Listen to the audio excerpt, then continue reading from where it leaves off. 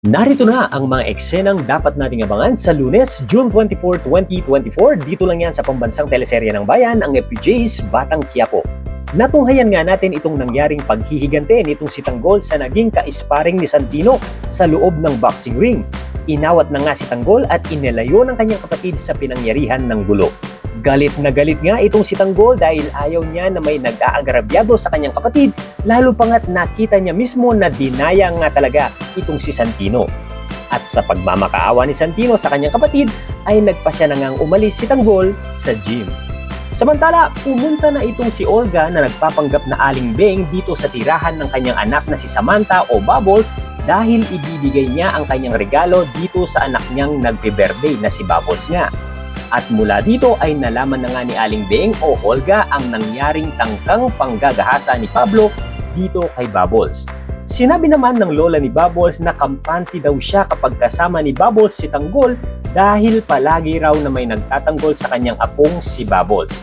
At hindi naman ipinahalata ni Aling Beng o Olga na sobra siyang naiinis sa galit kapag kasama ng kanyang anak na si Bubbles itong si Tanggol.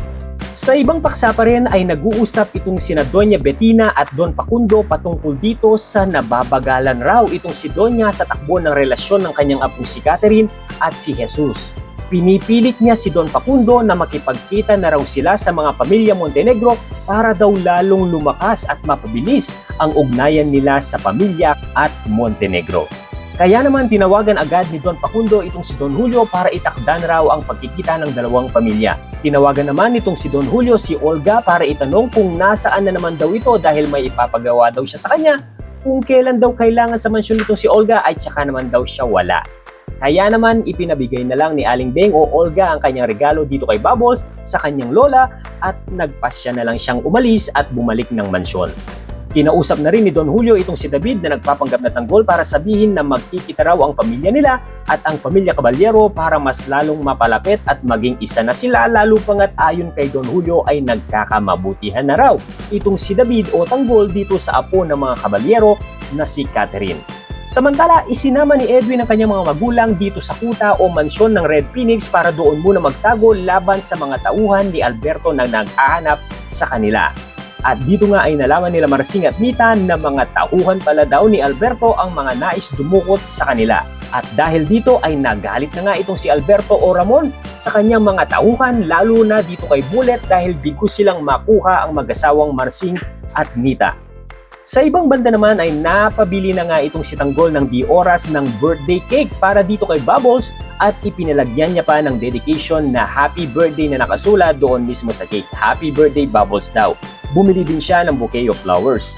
Ngunit ang hindi niya alam ay nasa panganib na pala itong si birthday celebrant na si Bubbles pagkat sinusundan na pala siya nila Pablo at tanaw na tanaw nila maski saan pumunta itong si Bubbles. At nang lumiko na nga si Bubbles dito sa may bilihan ng walis tingting ay tsaka na tsumempo itong sina Pablo na nakamaskara ang mukha para kunin si Bubbles at ipasok sa van kung saan sila naroon at ginahasa. Tinakpan nila ang mukha ni Bubbles para hindi niya mamukhaan ang mga itsura ng mga dumukot sa kanya. Pag-uwi nga ni Tanggol sa bahay nila Bubbles ay nasurpresa siya sa pakulong birthday party na para daw kay Bubbles. Ngunit hindi niya kasama ang birthday celebrants kaya nagtaka sina Emong kung nasaan daw si Bubbles. Napagpasyahan naman ni Tanggol na bumalik ng Quiapo para hanapin itong si Bubbles. Ngunit makikita nila na pauwi na itong si Bubbles na naglalakad na susuray-suray na at halatang may nangyaring masama sa kanya.